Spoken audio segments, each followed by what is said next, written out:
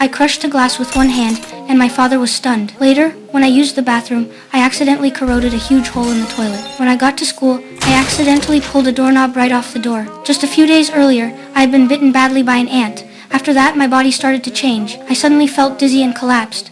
I didn't wake up until that night. After returning home, I fell asleep again. That night, I felt as if countless ants were crawling all over my body. I woke up in shock and started eating a huge amount of snacks. The next morning, the floor was covered with snack wrappers, and there were even cake crumbs stuck to my face. During PE class, the teacher was demonstrating fighting techniques and chose the smallest boy in the class as his opponent, but nobody expected my powers to suddenly activate. I easily blocked all of the teacher's attacks and sent him flying with a single punch. The whole class was stunned. After school, Jack invited me to his house because he had already discovered that I had superpowers. To test it, he handed me a book. To his surprise, I bit through the book and shredded it in a single bite. Then we tested my sense of smell. Even while blindfolded, I could still smell a cake from over 10 meters away. After that, I punched straight through a wall. So Jack encouraged me to become a superhero and even designed a suit for me. One day, we witnessed a robbery in a parking lot. I immediately ran after the robber.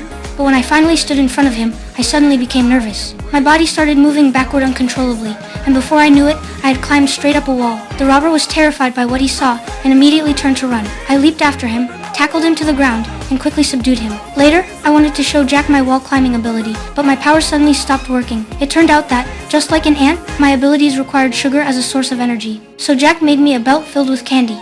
As long as I had enough candy to replenish my energy, I could even lift a car with one hand. From then on, I started helping people everywhere. I rushed into burning buildings to rescue people, saved victims trapped inside dangerous structures, and whenever I saw someone being bullied at school, I would hang the bullies upside down. Before long, I became a hero throughout the city. My posters could be seen everywhere. Then one day, a flea man attacked the school. I immediately put on my suit and went to fight him, but I didn't have any candy with me. I was quickly defeated.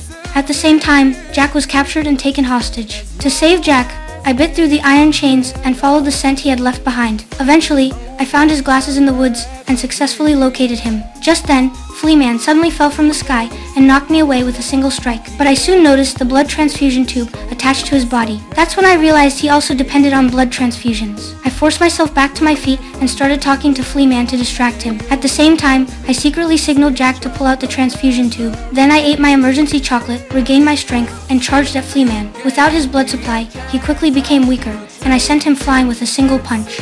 After that, I grabbed Flea Man and hurled him down the hillside. He slammed into a large tree and was knocked unconscious instantly. In the end, Jack and I formed a Justice League together and protected the city. So, here's the question. Do you like this ant boy?